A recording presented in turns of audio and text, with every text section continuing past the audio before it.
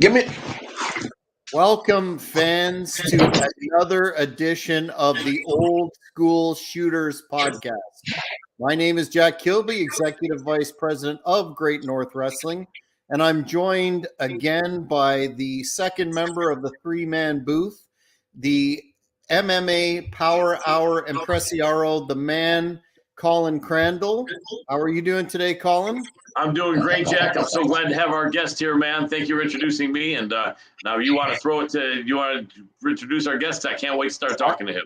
I'm going to introduce our guest, and it is my pleasure to introduce a man who is truly a legend in the combat sports industry, not only having helped organize boxing, but also MMA and some of the biggest events in the world of MMA and boxing, and who is now the current site coordinator for Bellator MMA, Mr. Burt Watson. What's up, baby? How's it going? Very good, thank you. Good. Old school. What did you say? Old school? Is that what it is? Old school shooters. It's a concept and it's a lifestyle. And we'll get into that in a bit. But first, Colin is going to lead off some of the questions that we have for you tonight, sir. Oh, boy, y'all getting right to it. Let's go, baby. Absolutely. So, Burt, so much to talk about, man. It's always a pleasure and an honor to talk to you. I think this may be our fourth or fifth time over the last 6 years, and I'm always so grateful to have you here, man. Yes, sir. Last week we talked to our mutual friend Stitch Duran. I know you guys have known each other for a couple of decades at least, right? I think I've known Stitch in combat sports longer than I've known everybody else. Stitch and Leon Tabbs, who is no longer with us. Right. But I go back with Stitch to my early days in boxing. And I'm talking about late 70s, early 80s. And I'm now dating myself, but it is what it is, baby. That's all right, yeah. Stitch he's always been the man. He's always been the man, one of the best cut men I've ever worked with or that I know of. And, and I say it that way to not to disrespect anybody else in that space, because believe me, I don't think you ever know the importance of a cut man until we see a fight where somebody gets a gash that he can almost put his finger in or something crazy like that. And he's able to go on and finish a round because the cut man did one heck of a job. Absolutely. So, kudos to all those guys, baby. Without a doubt, and big respect to the late Leon Tabbs. I remember that I think he may have jumped into the UFC even a minute before Stitch. I remember they were talking about Cutman, and he was Leon, I think, was older than you and Stitch. He was, like 10, 15 years older than you guys, I think.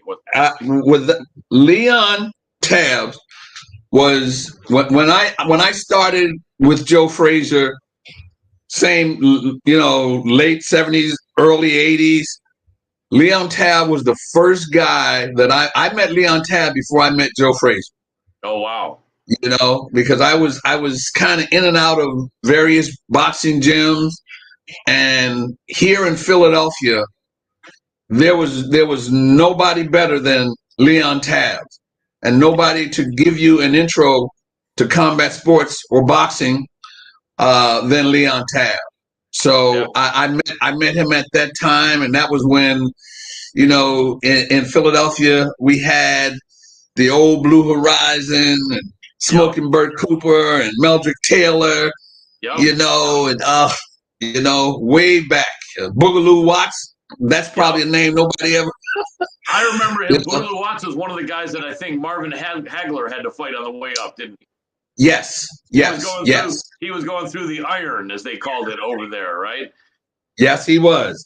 And I had spoken to Leon Tabb, not because I was interested in being a cut man, but I wanted to get some kind of intro into boxing, and just visiting him at the gyms and going to the different gyms and everybody really kind of having a good conversation. He was a good intro for me, and from that point it just shot off from that to Joe Frazier and history. Absolutely. God bless Leon Tabbs in heaven. for sure. Yes. A good man, a Yes. legend. And Jack, why don't you throw a question over to our guest, Burt Watson? Well, Burt, I know you were involved in boxing first, but I Yes. wanted to ask you how you got involved in mixed martial arts, and what did you think of it as a concept when you first heard about it? I was very active in boxing, and I was working with Zab Judah, Cesar Chavez, Don King, the Klitschko brothers, and Sugar Ray Leonard. I had gotten to a point that I was brought in to coordinate those kind of events. And at that time, it was either Atlantic City or Vegas. Those were the two places. If you made it to Atlantic City or Vegas, you made it, okay? In terms of boxing and events and television events, HBO, Showtime, or USA Today. And I had gotten a fight, Arturo Gatti and De La Hoya. And then the next fight that I was going to work was, I think it was Zab Judah and Costa Zoo. Yes. I almost forgot his name. I love Costa. So I was working that fight, and there was a local promoter who was actually from New Jersey. And at the time, you called a local promoter because if a promoter was not Don King or Butch Lewis or the Duvers or Cedric Kushner, they weren't promoters. Okay, those guys ran it, and this promoter had found finances and was doing a fight in Vegas. Costa Zoo, Zab Judah. I was there and I was working the fight, and it was the day of the weigh-in that this guy, and his name was Bernie Dillon, he'd called me in and he said, "Listen, man, I got this guy out here that's looking to start this organization, and you know, he's got some plans for some events, and you know, I don't know what it's going to come to. You know, I know what you charge, and I think you can make some money, and I'll introduce you." And I said, "Well, when do you want to do that?" He said, "We'll do it today." I said, "Well, I can't do it today, bro. I got the weigh-in, you know." And he said, "Well, you know, the guy's only got so much time." But at that time, and I can say it now, I said, "Well, this time is my time." Okay. You know, if he wants to see me in between, then we got to make time. So we made time for later on that afternoon to possibly go get a hot dog or something, but just to have a quick conversation. So the guy, Bernie Dillon, had a meeting with the venue, and the venue was the MGM Grand.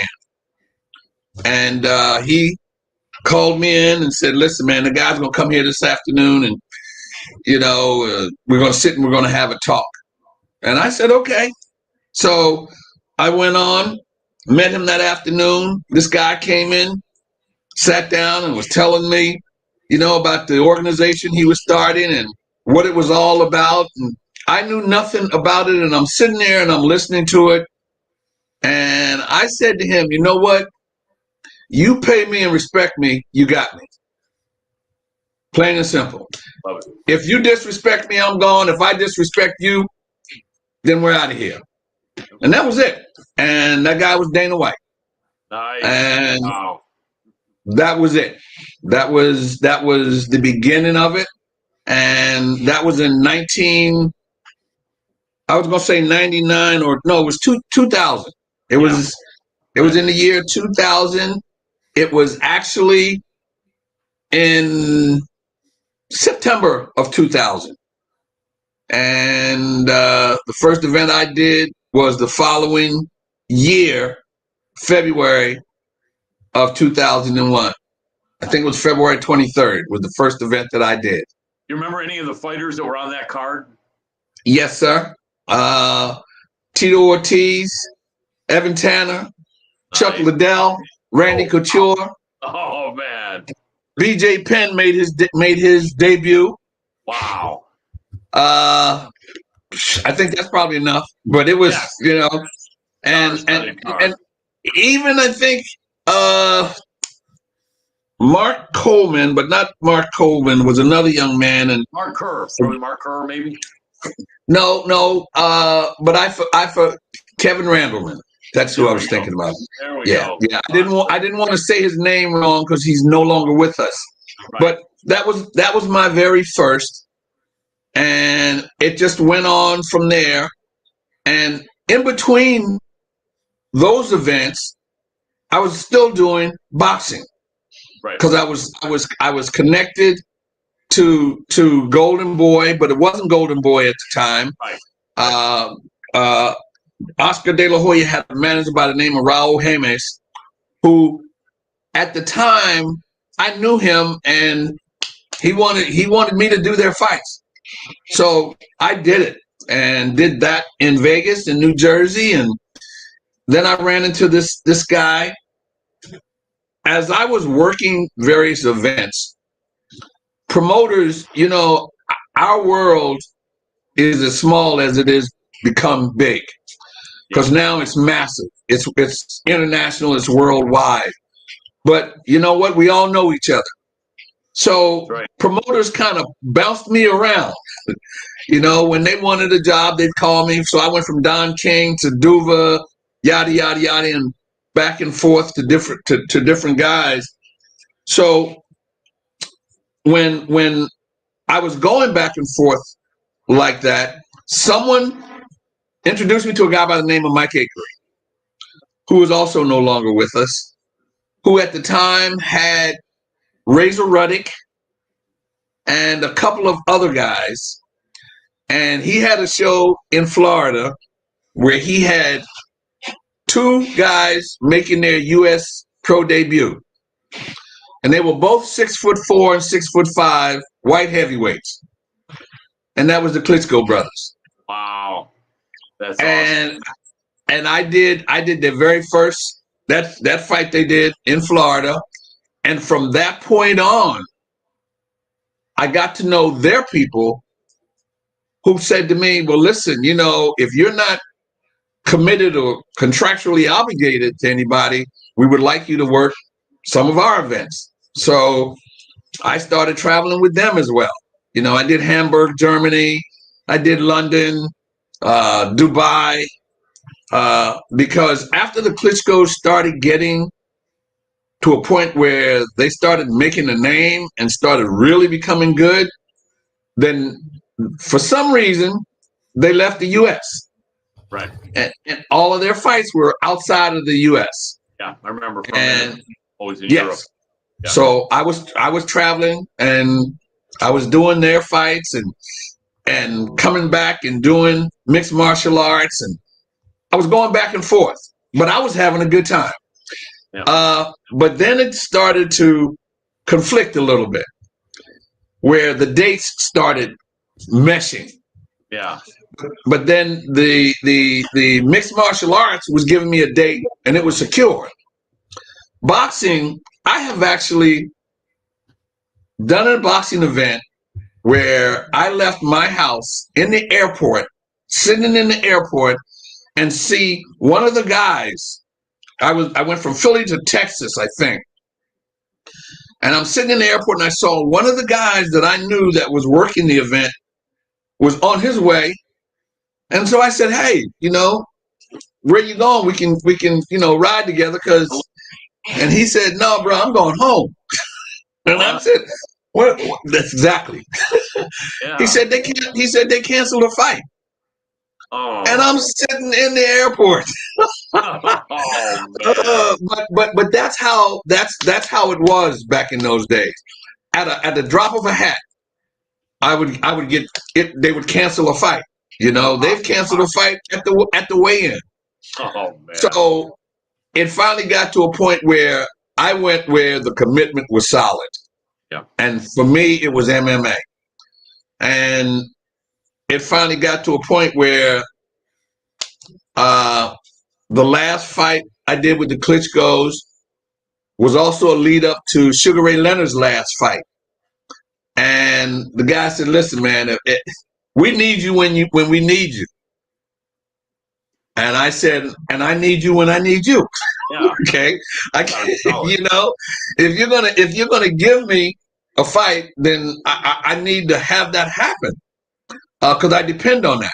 Yeah. So that Klitschko fight was my last fight I did with them, and it was, I think, the O2 Arena in London. And I came back, and I think my last boxing event was Sugar Ray Leonard against Hector Macho Camacho. Oh, wow. Macho time. Oh, yeah. I love Macho time. May he rest in peace. What year was that? Maybe 2003 or 2? Yes. That was probably, I'd say 2004 or 5, I think, something like that.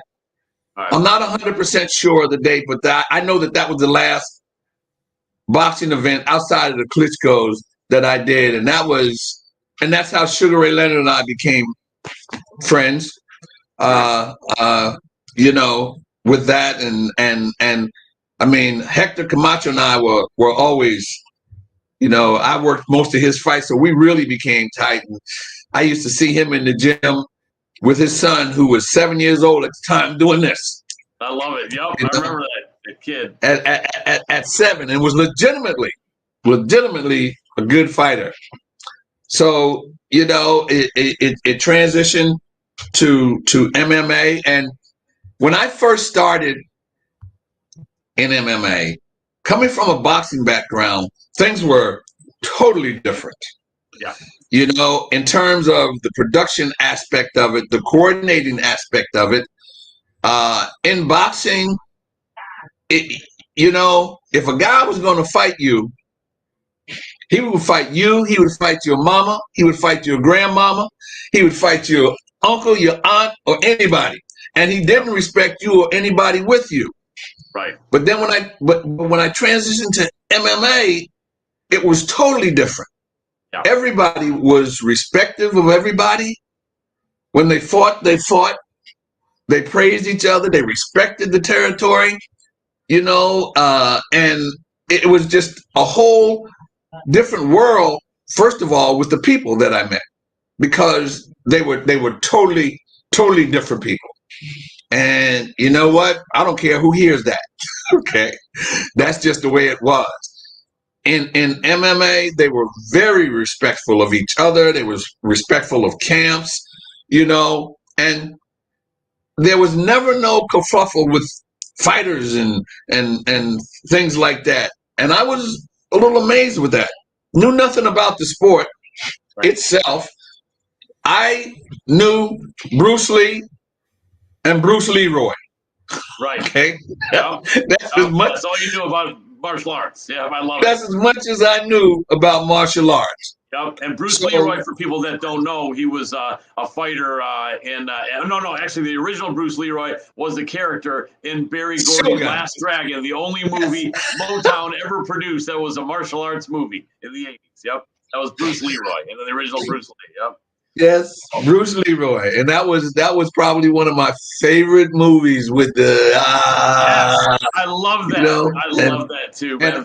Remember Vanity was in that? How beautiful she was. Man, it was that movie that made me start martial arts. Nice. That's when I started.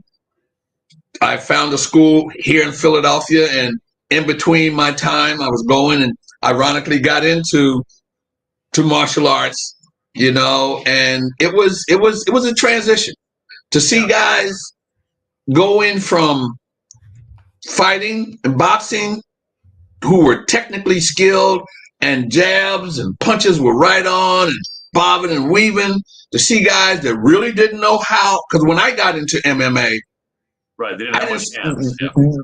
Didn't nobody know how to box. Okay, they called it stand up, but it should have been called laying down. Right, because trying to get to the ground. Yes, there was nothing. There was no skills. There was nothing, and they were hitting each other with the elbows, and you know. But then me taking martial arts classes, I understood that, but it was such a different world for me. Yeah. And in 2002, 2003. I wouldn't say they were fighting like this. Right. But believe me, they were not boxers. Not much better. There was no technical skills in the stand-up. No, and right. eventually, as time went on, between 2003 and 2008, that started to change. Yeah. This started turning into this. Yep. And they started becoming boxers. And then they got to a point with Nate Diaz with the hands down. Yep.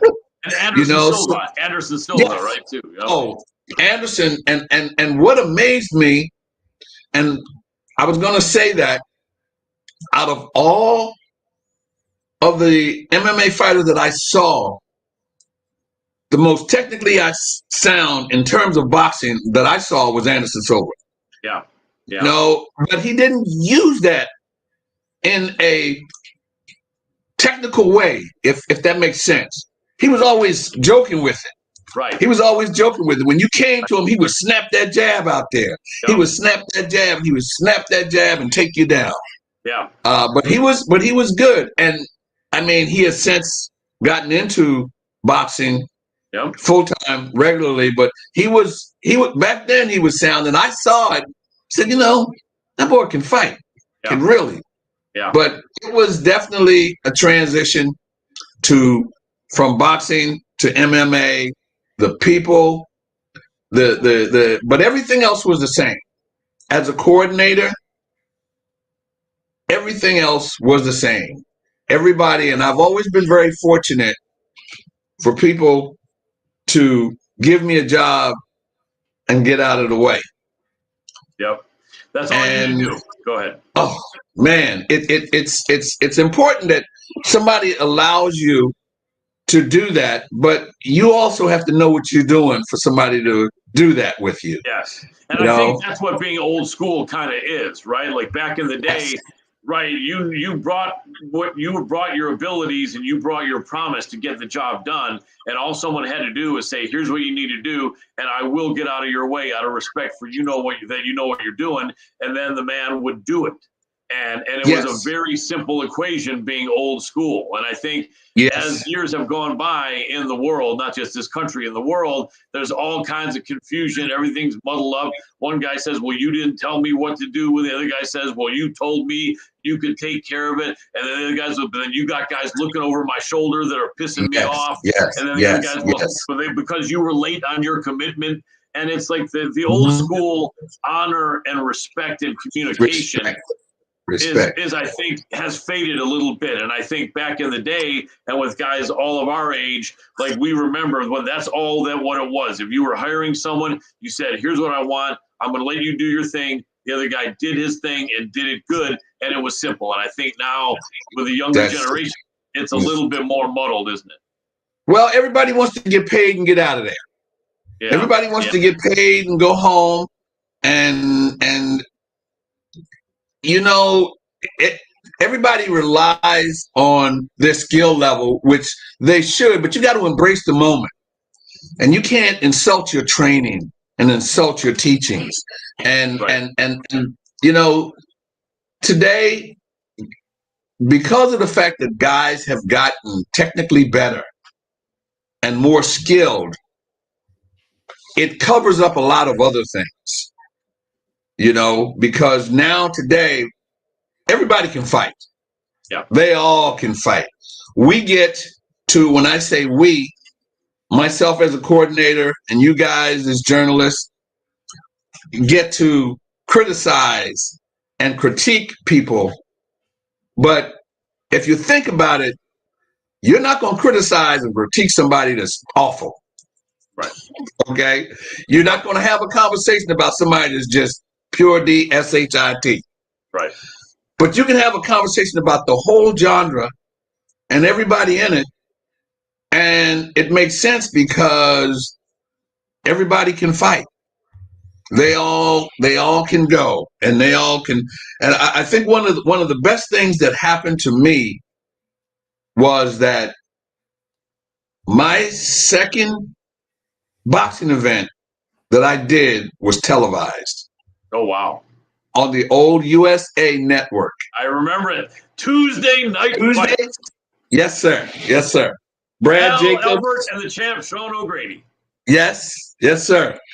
And with that, I learned a lot about the production side of it, the lighting aspect, the production, the directions, and I learned how to make what I did in the back fit with what they wanted on the screen, because they came at me to do that without telling me or without asking me.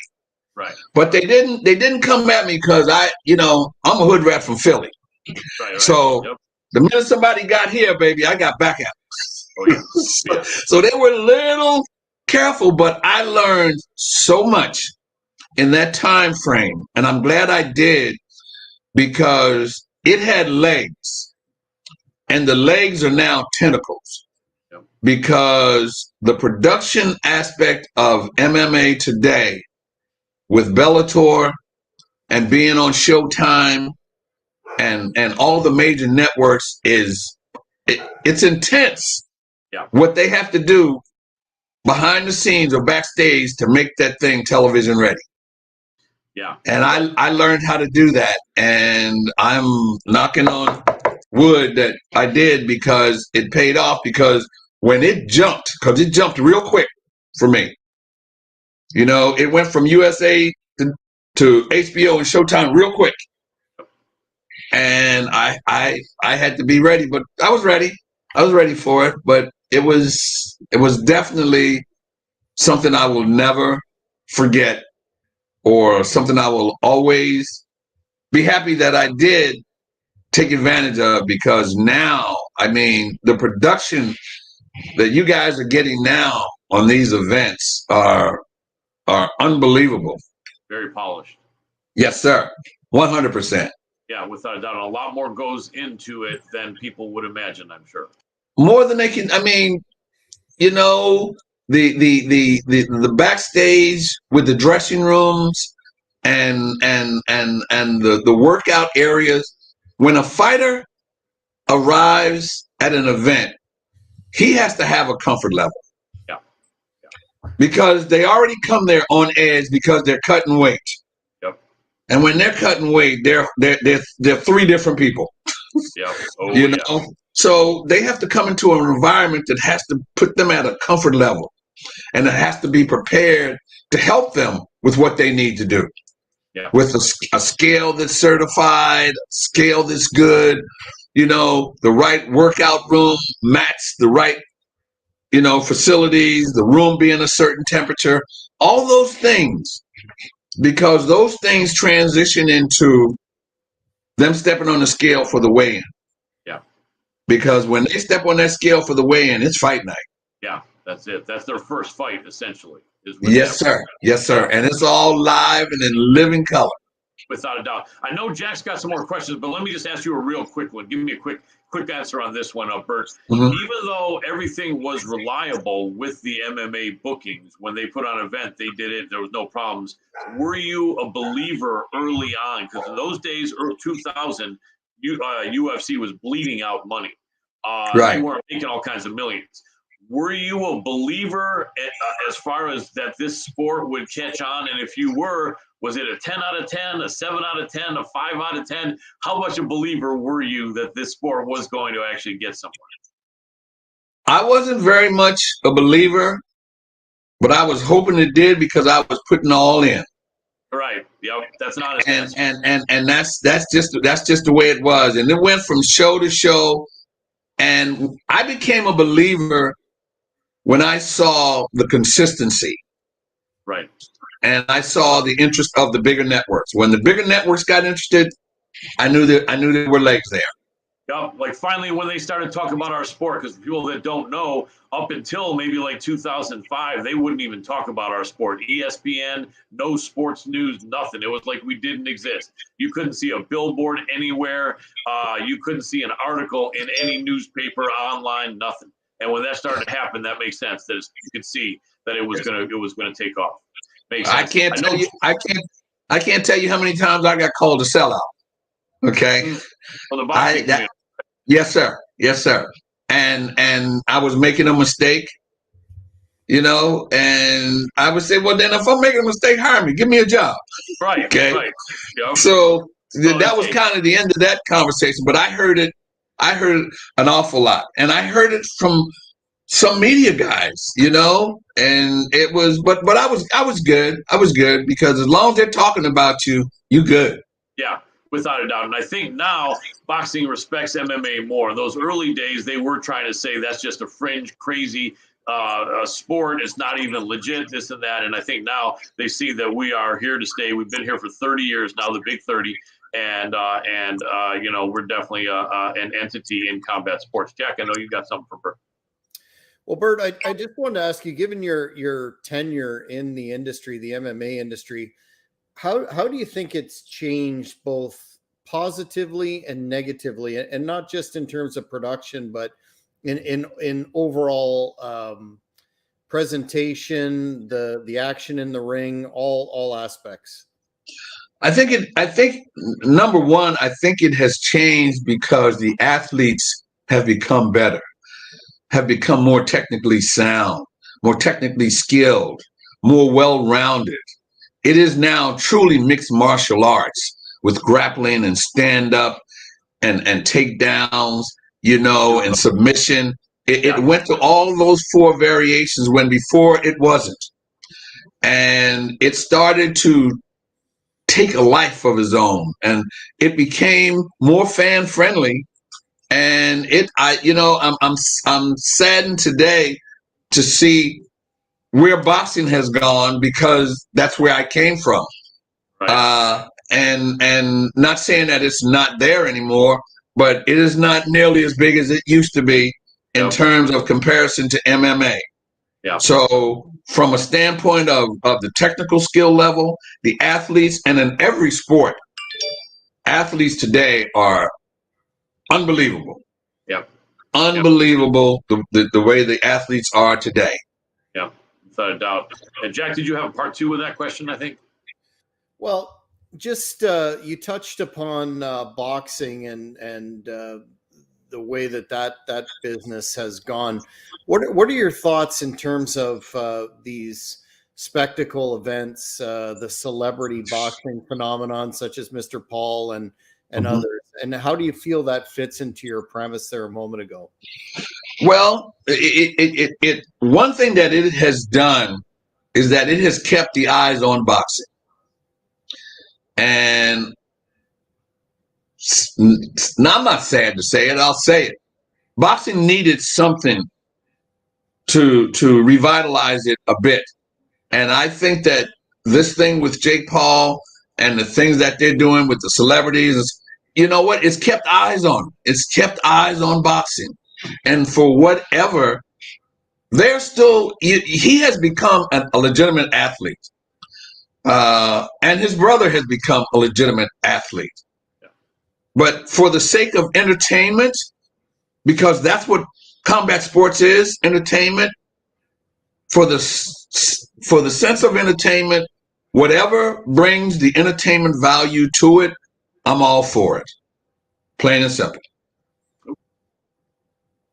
As long as they're not out there fighting with a red nose and as long as they're not out there fighting with a red nose and a wig on, okay, I'm good. Right, exactly.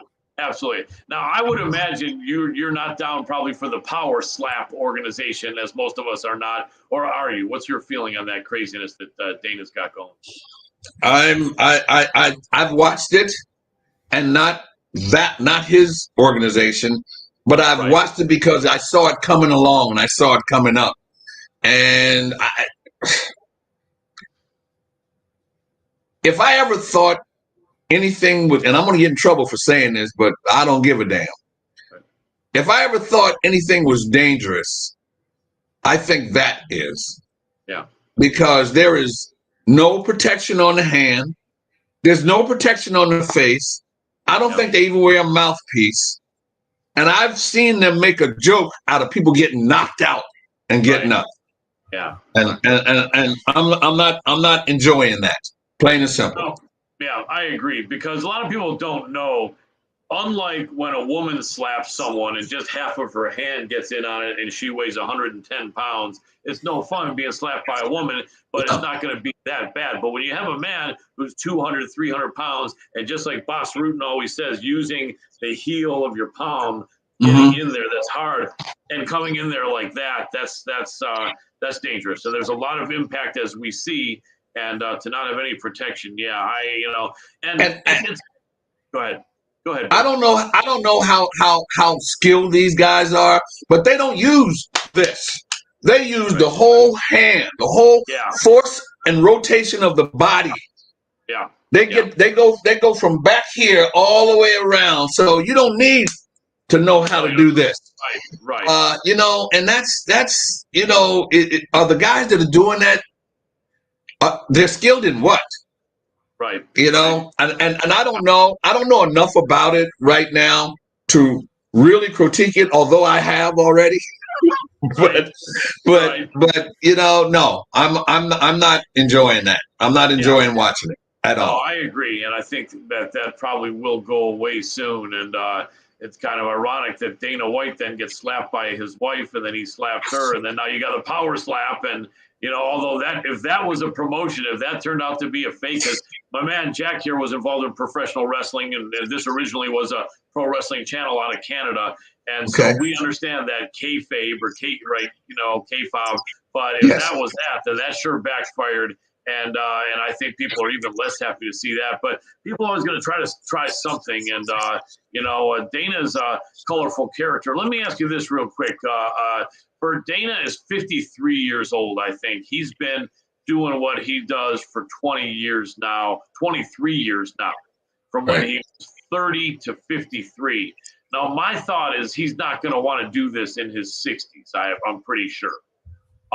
So that would mean maybe 7 more years. If you had to predict, would you think somewhere in the next 7 years he's stepping down, or 2 years, or 5 years, or you think he's going to try to push it to the limit and be doing this when he's 65, 70?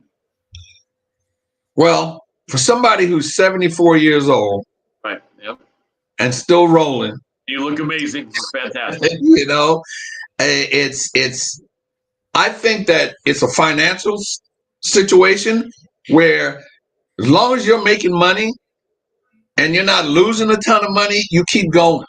Yeah. And your body tells you when it's ready to go very easily. I mean, that I know for a fact.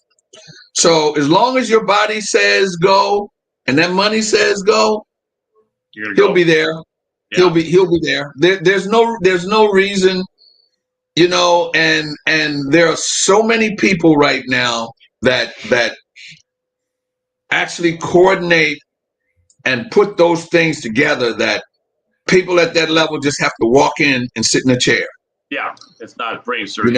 Even at because of the fact that there's so many, and I see it in Bellator, because of the fact that there's so many fights in Bellator and going on, that those things are planned out so far ahead, and there is such a system in place that it just goes on, and it just goes on. All you have to do is stay within that system. Yeah. I'm hoping to give it another 5 years at least. Yeah. I know it. I know you can. I know you can. We need you there, man. People don't want you to leave.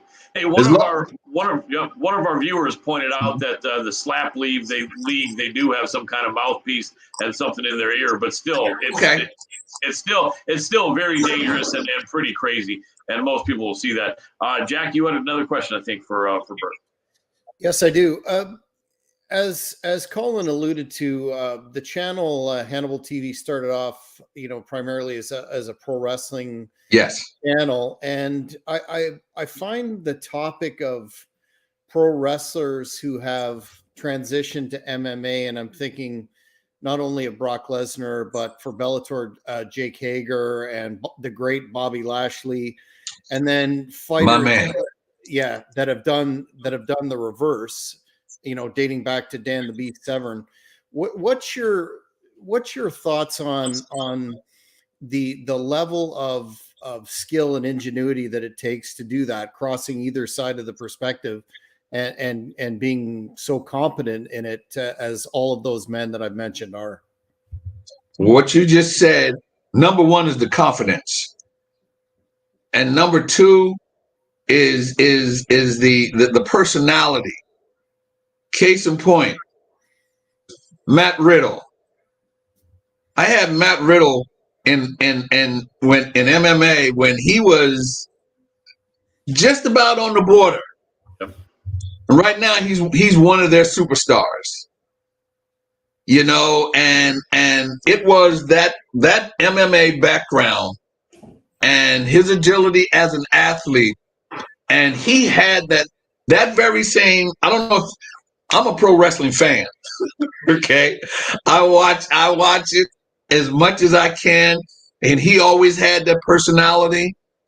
He was always technically sound, but everybody else was maybe at another level, and they overmatched him a lot. Ronda Rousey, same thing, had the personality and went in there with the skill level, and you know, those two combinations took them on. So, and I'm always happy when I see my kids, I call them my kids, transitioning into something else to keep them busy, because athletes don't know when to quit. Yeah. Okay. But if they can transition into something that is almost or basically the same as what they were doing, that they just use their skill levels to maintain, I agree with it, and I don't see any problem with them transitioning into that, especially pro wrestling, because it just takes a personality. Now I know they got to practice jumping off the top of that damn rope, okay, and jumping on tables and jumping off somebody's and hitting their legs without breaking something in here, but they learn how to do that. They got schools, and I've been to the school. I think it's in Paulsboro, New Jersey. There used to be one. So, yeah, I like that. Good stuff. And what do you think the odds would be of ever getting an MMA fight between, as I said before, Bobby Lashley and Brock Lesnar? I know they're doing it over in WWE, but a lot of fans are saying, give us that in the cage, in the octagon. Anything that can sell pay-per-view could and will happen. Plain and simple. Especially when it comes to sports and athletics. If they can put it together and a pay-per-view entity accepts it, it could happen. And Brock Lesnar and Bobby Lashley, I mean, they're both at the top of their game. Brock is a superstar, and Bobby's in there. And you know what? They both have the same skill levels, the same strength. I could definitely see that happening. Definitely. And I don't pay for pay-per-view. Not that I steal it. Right, no, of course not. but I don't, you know, I get my information from you guys, and I get the replays because I see enough of it. Totally. And I'm usually working. Definitely. I know you and Stitch are working and flying, more frequent flyers than anyone else I know. And that's amazing. God bless you. Let me ask you, a couple of the guys that our MMA community lost in the last several months, Stephan Bonner and Anthony Rumble Johnson. Can you share any memories you had with those gentlemen? I know you were there right in their heyday. Yeah, they were. I was pretty close to both of them. Wow. Yeah. You got me with that one. Doggone your soul. But Stephan Bonner, you know, my memories of him was always trying to make sure that he did what he needed to do, because he always had to do something else instead of what he needed to do. Did he? God bless him. He was a unique guy, wasn't he? You know, and I was always behind him. You know, you got to get this. You got to get this, you know, and okay. And I'd walk past him and he'd be doing something else. And I'm looking at him. What the heck are you? and he'd scurry on. But I will say that I saw him maybe 3 years ago, and I know he was not doing well, and that was disheartening. Yeah. And I always thought somebody should have given him some kind, because he had a good personality. He was very smart, and he knew what he was talking about. He was a little crazy, but that's television, and somebody should have, but they didn't. And Rumble Johnson, again, one of my kids.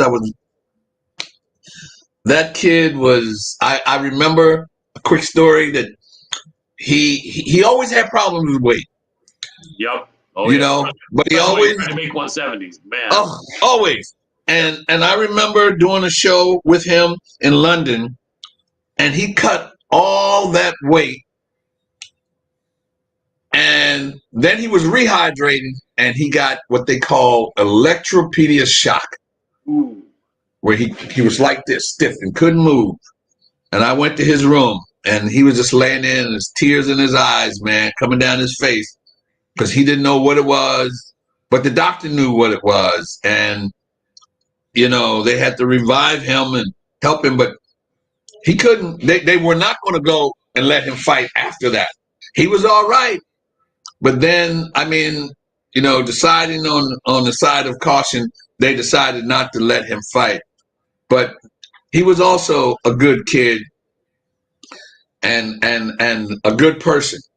Yeah. In my career, and I won't say his name, but I've only had a disagreement with one fighter in my 35 years of combat sports. Yeah. One. Amazing. And he's in jail. There you go. Yup. Oh, yeah. That helps for the hardcore people. We're not going to mention any names, but at least that gives a hint to the hardcore fans. So now all you got to do is there Google. You go, exactly. Start Googling him. Yep. Who's in jail? Yep. There you go. But that is amazing, man. Because even with the great martial arts attitude that people have, to only have one person in 35 years is amazing. And but no, both those men were great guys. I actually had nowhere near as much contact as you had with both of them. I interviewed Stephan Bonner on 2 or 3 times with our mutual friend Matthew Granahan, and he and I both had the same birthday, April 4th. And wow. But a very, very unique guy and very talented, very charismatic. Matthew Granahan actually has a book they were writing together. And I think Matthew did a 1 hour and change YouTube of him reading the book. And you could hear, if you knew Stephan Bonner, you could hear his voice talking about his life. And so that's a really good thing to check out. American Psycho. It was amazing. Yeah. And then with Anthony Rumble Johnson, I got to interview him once in person. And one interesting thing that I noticed about him was he was a very big guy, very powerful guy. But the vibe I got from him was so mellow. Like literally, I had no, not that you have to fear people attacking media people, but I really honestly felt like it wouldn't have mattered if I would have stepped on his foot by accident. Yeah, he was a wuss. He wasn't good. Yeah, he wasn't good at, he was just a mellow, friendly, good-hearted guy that the only time he was hurting anyone was when it was in the cage, and that was his job. So it's like I said, in my 35, 40, whatever years it is, I'm one person. I always considered all of them as my children. Yep. Randy Couture, Tito, everybody, yep. Even the ladies, it was, I remember getting real close to Amanda Nunes when she first came in. Nice. And first putting her on the scale, and now, Kat Zingano, Cyborg, right? And I work and Cyborg. I'll probably see her this weekend. She may be at the event because Bellator's got Bellator 290 in LA this weekend, so she might be there, but. has not changed. It's still the same young lady that I met years ago. And it's just that I can still call them young people. Yeah. Yep. Oh, yeah. Uh, Absolutely. I can relate compared to me, too. You know, man, yes. I think that they didn't have that second Nunes Cyborg fight on purpose. I think everyone knew Cyborg would have made some adjustments. She would have not gone in there as overconfident as she did, and I think that could have been either a Cyborg win or it would have been a war. And I feel like UFC didn't want to risk that. I feel like UFC said, we got our girl. She's a company woman, Amanda Nunes, Cyborg. We have frustration with, and we don't want to take a risk. But that was unfortunate, wasn't it? Because everyone wanted to see that. And I wouldn't say that Amanda Nunes, I don't think, was scared of that fight by any means. But I think she probably knew that she got one on Cyborg quick, but it wasn't going to go that way in the second fight. I never saw fear on any fighter until I got him in the holding area. Right. There you go. Yep. And that's when I saw eye to eye with everybody. And just the way they breathe on you and what they say to you before they walk away from you. But I think not only that, but I'm sure, especially in today's world, and I say today's world, I'm talking maybe as of 5 years ago, money had a big part to do with it. Yeah, absolutely. Also, I don't want to forget one Bellator fighter that's gone. I don't know if you got to see him because I think he might have left Bellator by the time you got there. But you remember Jordan Young over in Bellator? Yes. Big man, yeah. He died a year before these other people, but still, yes. This was a man who was on the upswing. He had just had a very big win over in PFL, and he had a tremendous amount of potential. And what memory do you have of the big man Jordan Young?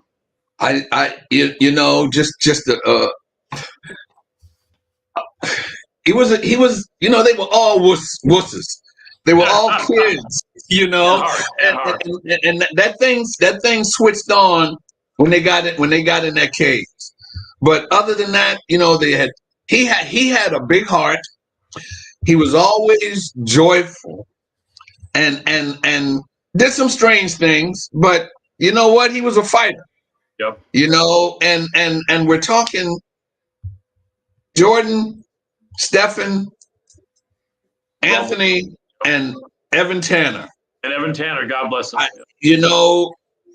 Those are the only guys. I mean, those guys that they all hit me. Yeah. One way or another. The other three more than Jordan because I worked with them a little closer, but right. It's gone too soon. And when and you work with athletes and you know how well they take care of themselves and their bodies and their conditioning and the food they eat and all that. And then, it's mind-boggling. Yeah, it is gone too soon. Well, Burt, yes, we want to go maybe 5 more minutes, so we're going to try to think of the best questions we can. I appreciate you, Jack. If you have anything more, you want me to jump in? If not, go ahead.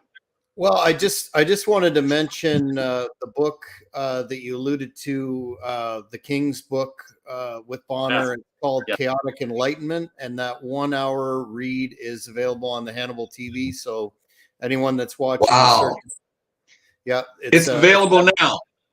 It's available on a read, a 1 hour plus read by Matt. So check it out. It's well worth your time. Wow. Yeah. Yes, I will.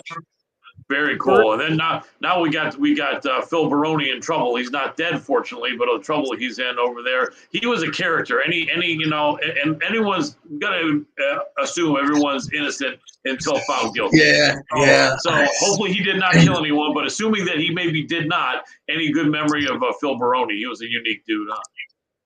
Phil again. The New York badass.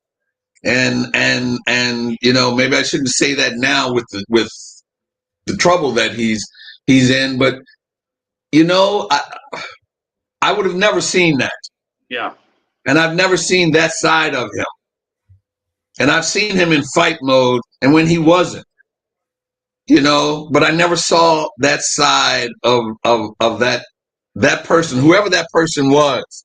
And I saw him maybe 4 years ago. I did an event with him, and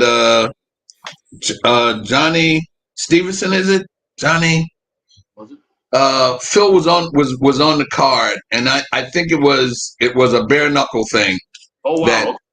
That I worked with Phil, but he was also one of my guys. Yeah, I heard he didn't really give anyone any trouble. He was just a colorful guy. Charismatic guy. Yeah. Speaking about bare knuckles, I like that. I'm down with bare knuckles. How about you? Are you on the edge, or where are you at as far as your thoughts about bare knuckles? I think it's pretty cool. I work bare knuckle, so I've done maybe 4 or 5 events. With BYB in Florida.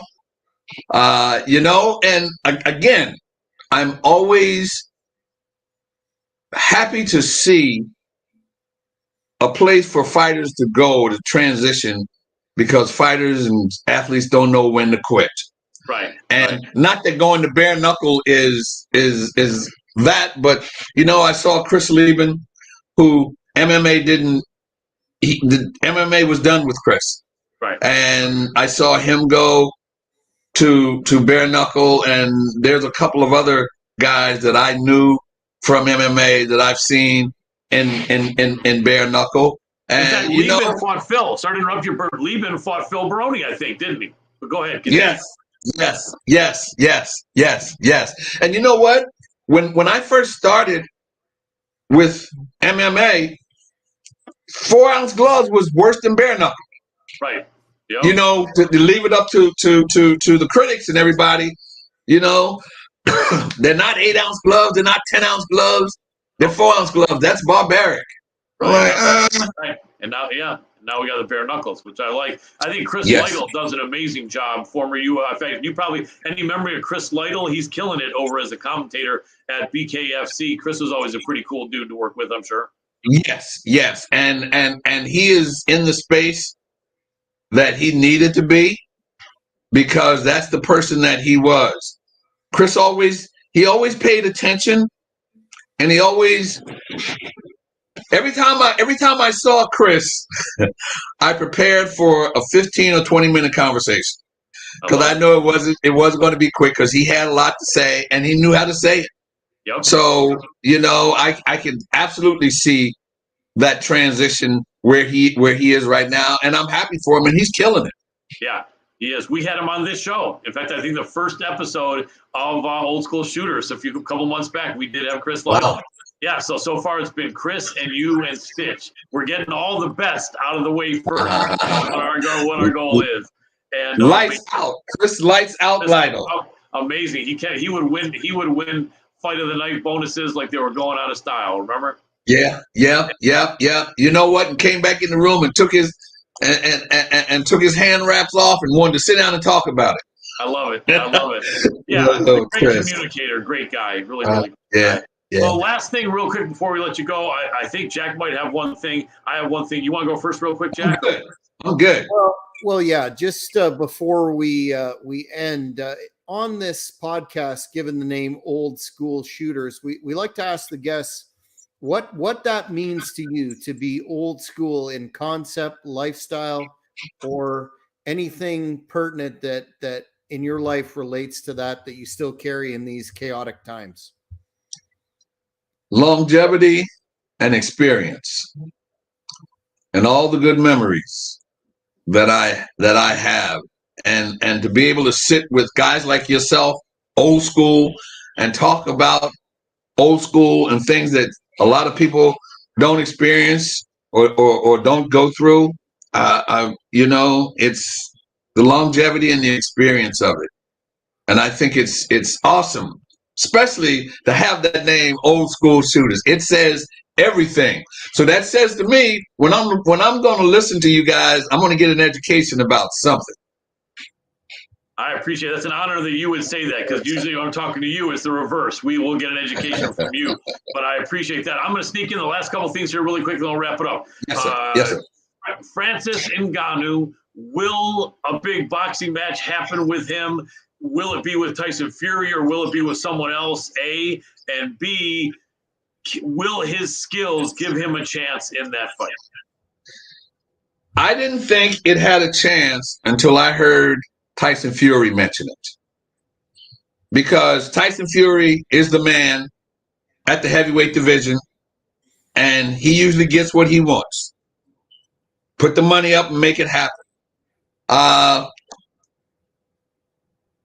think a lot of people underestimate Tyson Fury because that man can fight. Yeah.